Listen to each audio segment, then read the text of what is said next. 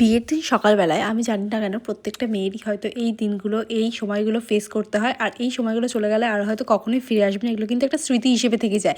তো ঠিক সেরকম আমার ক্ষেত্রেও তাই হয়েছিল। একদম নতুনত্ব সব কিছু দেখছি, একদম ভোর 4টে বাজে, শীতের রাত, সবাই কিন্তু উঠে পড়েছিল আর আমি উঠে পড়েছিলাম। আর এখানে কিন্তু হয়েছিল আমার অধিবাস ভোরবেলায়, যেটা আর কি চিড়ে খই দই খাওয়ানো হয়, যেটা আমার সব থেকে বাজে রিচুয়ালস লাগে বিয়ের মধ্যে। বিয়ের প্রত্যেকটা রিচুয়ালস আমার খুব ভালো লাগে, বাট এই রিচুয়ালসটা কিন্তু স্কিপ না করলেই নয়।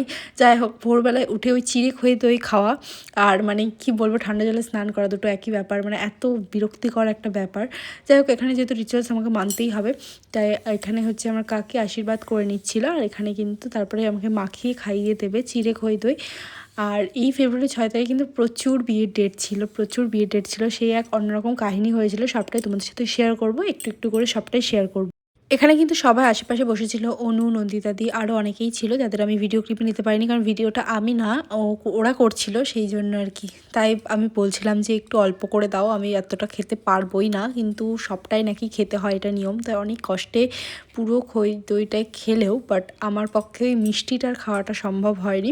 যাই হোক, এখানে মেখে প্রথমে আমাকে 2-3 বার খাইয়ে দেবে, তারপরে আমার নিজেই খেতে হবে। আর এখানে দেখো আমাকে খাইয়ে দিচ্ছিল মাখিয়ে, আর ঠান্ডা এমনি, আর ওই খই এখানে কিন্তু তারপর আমি ঘরে চলে এসেছি, কারণ সাগরদা আমাকে রেডি করতে আসবে, যেহেতু বৃদ্ধি রয়েছে একদম সকালবেলায়। আর সাগরদাকে আমি যেই টাইম দিয়েছিলাম একদম সেই টাইমের মধ্যেই কিন্তু সাগরদা চলে এসেছিলো, বাট আমারই বসতে একটু লেট হয়েছিল, আমরা শুয়েছিলাম। একদম 7টা থেকে 7:30টার মধ্যে আমি সাগরদাকে টাইম দিয়েছিলাম, কারণ আমার 9টার মধ্যে বৃদ্ধিতে বসে পড়তে হবে, সেই জন্য আর কি 7:30টার মধ্যেই কিন্তু সাগরদা চলে এসেছিলেন অন টাইমে। তো আমার বৃদ্ধি, গায়ে হলুদ, ভাত কাপড়, বিদায়, প্রত্যেকটা লুকই কিন্তু তোমরা ভীষণভাবে ভালোবাসা দিয়েছো, আর প্রত্যেকটা লুকই কিন্তু সাগরদা করে দিয়েছিল। হ্যাঁ, আর এটাই হচ্ছে সাগরদা, যাকে তোমরা অনেকেই চেনো।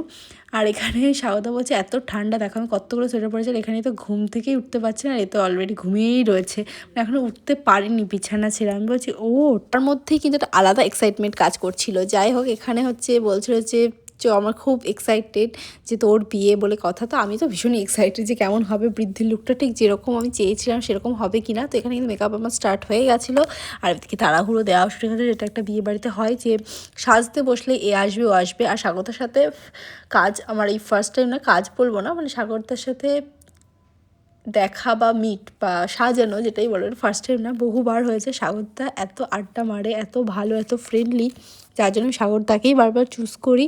আমার স্পেশাল ডেতেও আমি সাগরদাকেই চুজ করেছি, ইনফ্যাক্ট ভবিষ্যতেও আমি সাগরদাকেই চুজ করবো। আর এখানে এটা হচ্ছে আমার বৃদ্ধির লুক।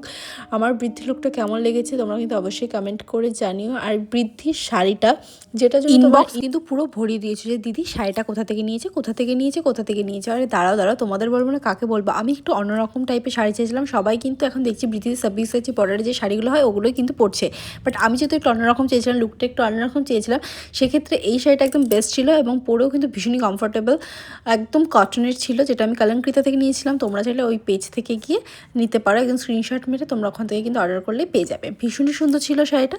তো আমার বৃদ্ধির লুকটা তো একদম আমার মনের মতোই হয়েছিল, একদম অসাধারণ লাগছিল দেখতে।